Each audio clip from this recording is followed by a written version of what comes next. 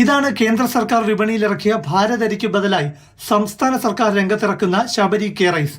K rice എന്നാണ് brand name. K rice എന്ന് പതിച്ച ഈ സഞ്ചിയിൽ 5 കിലോ അരി സപ്ലൈകോയിലൂടെ വിൽക്കും.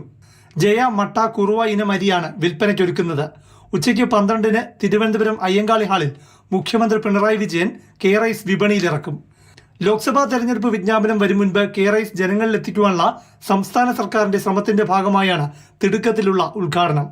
ശബരി കെ റൈസ് ജയ അരി കിലോയ്ക്ക് 29 രൂപയും മട്ട അരിയും കുറുവ അരിയും കിലോയ്ക്ക് 30 രൂപയുമാണ് നിരക്ക്. ഒരു റേഷൻ കാർഡിന് 5 കിലോഗ്രാം ശബരി കെ റൈസ് മാത്രമേ ലഭിക്കൂ. അതായത് 5 കിലോ കുറയും. നേരത്തെ സപ്ലൈകോയിൽ നിന്ന് ഒരു മാസം കാർഡൊന്നിന് 10 കിലോ അരി സബ്സിഡി നിരക്കിൽ ലഭിക്കുമായിരുന്നു. കെ റൈസ് 5 കിലോ ലഭിക്കുമെന്ന് പറയുമ്പോഴും ബാക്കി 5 കിലോയുടെ കാര്യത്തിൽ ഒരു തീരുമാനമായിട്ടില്ല. 5 കിലോ പച്ചരി ലഭ്യമാക്കാൻ ശ്രമിക്കുമെന്ന് മാത്രമാണ് ഭക്ഷ്യമന്ത്രി അടുത്തിടെ വിശദീകരിച്ചത്. കെ റൈസ് എന്ന് ലേബൽ ചെയ്ത സഞ്ചികൾ സപ്ലൈകോ ഔട്ട്ലെറ്റുകളിൽ എത്തിച്ചു കഴിഞ്ഞു. അരി കഴിഞ്ഞ ദിവസങ്ങളിൽ തന്നെ ഡിപ്പോകളിൽ എത്തിച്ചിട്ടുണ്ട്. ഉദ്ഘാടനത്തിന് ശേഷം സപ്ലൈകോ ഔട്ട്ലെറ്റുകളിൽ എത്തിക്കാനാണ് ഭക്ഷ്യവകുപ്പിന്റെ നിർദ്ദേശം. വോട്ട് ലക്ഷ്യമിട്ട് കേന്ദ്ര സർക്കാർ ഭാരതരി ലോറികളിൽ കൊണ്ടുവന്ന് റോഡിലിട്ട് വിൽക്കുന്ന സാഹചര്യത്തിലാണ് സംസ്ഥാനം കെ റൈസുമായി തെരഞ്ഞെടുപ്പിനെ നേരിടുന്നത്. പ്രശാന്ത് കൃഷ്ണ, മാതൃഭൂമി ന്യൂസ്, തിരുവനന്തപുരം.